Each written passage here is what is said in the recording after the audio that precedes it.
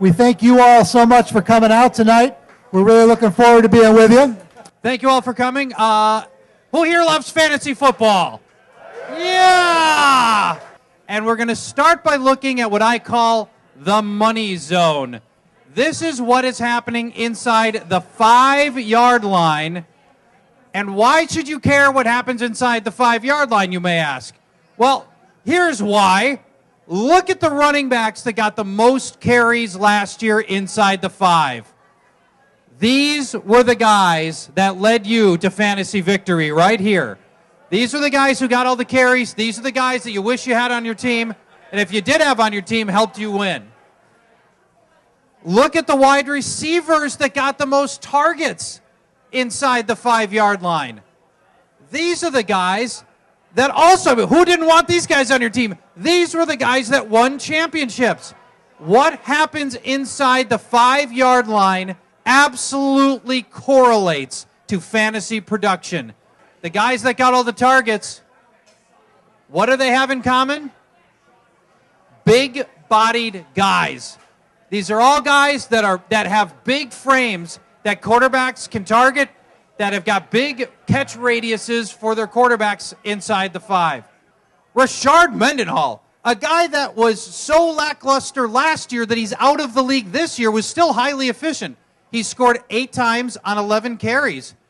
And Hub, with him out now, I think Andre Ellington's going to be the guy that gets most of those carries, and the Cardinals proved that they could be efficient even with Rashard Mendenhall. Yeah, I think Rashard Mendenhall could be heading back to Pittsburgh. But if you're going to win your league, where you find your 3rd and 4th running back and where you take them, these are the guys you're looking to plug in. You're not guessing at who's going to get hurt and I'm going to take their backup. Handcuffing players is always nice, but it's these little inside statistical tips that are the difference in the end between winning and losing in your league and in knowing which weeks to get them into your lineup. I know we'll get to that in a little while. CJ Spiller, they don't trust him in this spot. They love Fred Jackson. He's totally reliable. Did not fumble even one time on those 18 carries.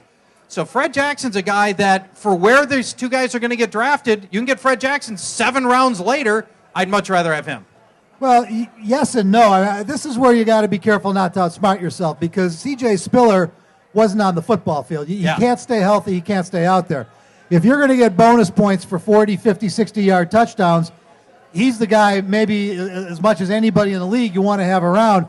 Do you have any faith that he's going to stay on the football field? That's the problem. And that's why he can't be your number 1 running back. But do you take a chance at number 2 and find lightning in a bottle? Because if he stays healthy, he is capable of Shady McCoy, Jamal Charles type numbers. Yeah.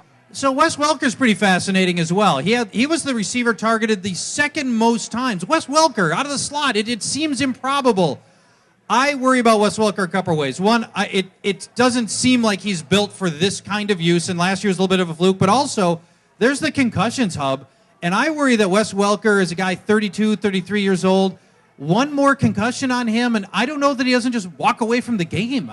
That part worries me a little bit. Well, he's made enough money that you would hope he would. You hate to see these guys go too far and risk their health. I think even beyond that, though, now we're talking about, are you in a PPR league? Are you not getting you? Because he's the last choice in the red zone for these guys. I mean, with Decker gone, maybe he gets a few more opportunities, or maybe Emmanuel Sanders just takes those away.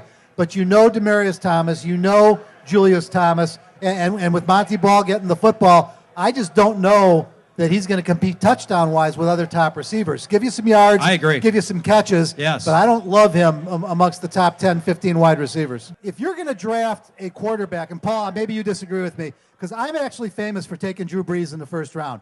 And there's a lot of people who don't like that strategy, but Drew Brees has been the leading point scorer in fantasy football for the last 5 seasons, depending on how you keep your stats, what league you're in. The reason you don't do it is because you can also get another quarterback in the 5th round who isn't going to have that big a point differential. That's right. I get the problem with it. But, Kaepernick, to me, is just not an impressive fantasy quarterback until he shows he can run a consistent passing game through over the course of the full season. The other issue you have here is Frank Gore is the man. Carlos Hyde might be great. Marcus Lattimore might be great. They're loaded at the position, even with the Kendall Hunter injury. So I don't know that you can take a 49er running back and count on him to be the guy to get the touches.